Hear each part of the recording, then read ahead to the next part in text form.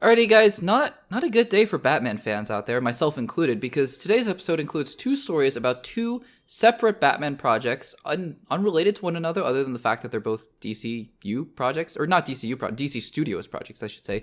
But we're going to talk about Brave and the Bold first, because that is the one that is relevant to the DCU, and then we'll talk about the other one that I think has some more specifics related to it, and also just, I personally think is a little bit more disappointing because we've gotten some concrete things from the Batman before. But let's talk about first, Brave and the Bold. So when James Gunn made his initial DCU announcement, one of the things that he talked about, not extensively, but in some detail, was this Batman project called Brave and the Bold, right? It was going to be a little bit different, I think, than any other Batman project we'd seen before, mainly because, and I'm talking about more the live action ones, not the animated ones, because we were going to be seeing the Bat family featured prominently in the Brave and the Bold. In fact, we were going to be getting Damian Wayne in the Brave and the Bold. So that was exciting, I think, in a way that was like, okay, we're going to be seeing a new side of Batman. We're going to be seeing a different kind of Batman. But then, since that point, this was about 3 years ago now, we haven't really heard anything from James Gunn about this project. And now, we heard a little bit, I think almost immediately after, I guess, that Andy Muschietti was going to be directing it, who directed the It films and who directed the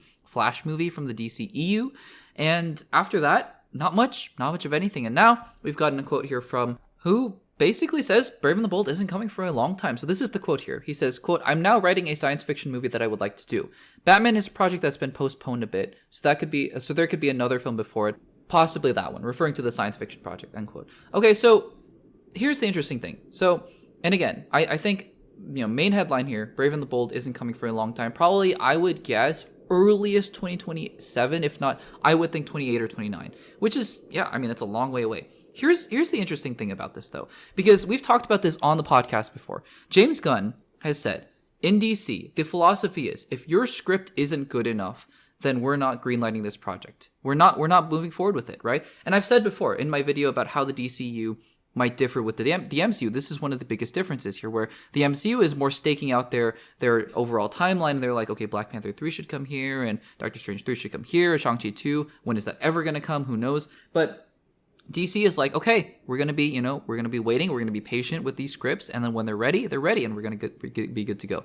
The interesting thing about this is that this is one of the projects that James Gunn announced originally, like way back when in the original slate, and it seems like this is one of the projects that he was dead set on doing, whether or not the script is good or not. Now, I'm not saying that, conceptually, like, I'm not saying that he was going to move forward with production on this project, even if the script was bad, because clearly that's not the case. Clearly, Brave and the Bold script is not exactly where James Gunn wants it to be. But it's interesting because in that original slate of Booster Gold and Swamp Thing and Brave and the Bold, those are projects that it seems like James Gunn was going to do no matter what, and was just waiting for the scripts to be ready, versus other things like Bane and Deathstroke, Swamp Thing, Clayface, and Dynamic Duo are projects that it seems like are going to be happening more just because of the scripts that they were given, maybe more than anything else. Again, I don't have all the insights, nobody does, on exactly what James Gunn's thought process is here, but I do think it's interesting that this was originally announced in that slate, again, with no release dates at that point either, to be fair, but now it looks like this is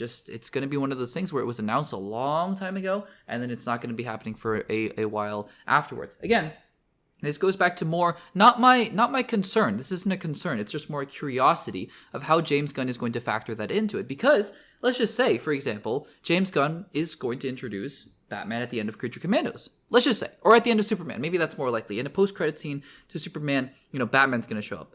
Let's just say that. And then, he's like, well, I had thought that Brave and the Bold was going to come out in 2027, but it turns out it's not going to come out until 2029. But we already had Batman in the post-credit scene. Or what if, he shows up in, let's just say Batman shows up in, Clayface. That makes more sense. That makes some sense, at least, if Batman shows up in Clayface. So let's say Batman shows up in Clayface, right? But then let's just say that at that point, Clayface goes through some production delays for some other reason, and then Brave and the Bold actually comes out first, right? Are those scripts that were greenlit and were set to go, are they going to change at that point? I'm just curious more on a planning level, right? Because I know people in the comments have been saying to me, it's going to be standalone. DC's going to be more standalone. I agree. DC is going to be more standalone. But guys, let's not kid ourselves. Creature Commandos had an entire, dream sequence where Peacemaker, Batman, Superman, Wonder Woman were there. I think Gorilla Grodd was even in there. So it's not like the DC universe is going to be entirely isolated from itself. I mean, Supergirl is going to appear in Superman.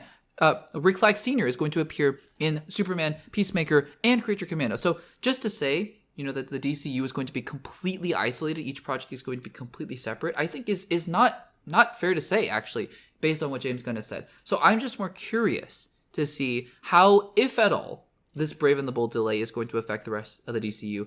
And that's really just more of my curiosity more than anything else. So guys, let me know in the comments down below. Are you disappointed, as I am, that Brave and the Bold isn't coming sooner? But as long as the project is better for it, then I think that's totally fine. Let me know in the comments down below.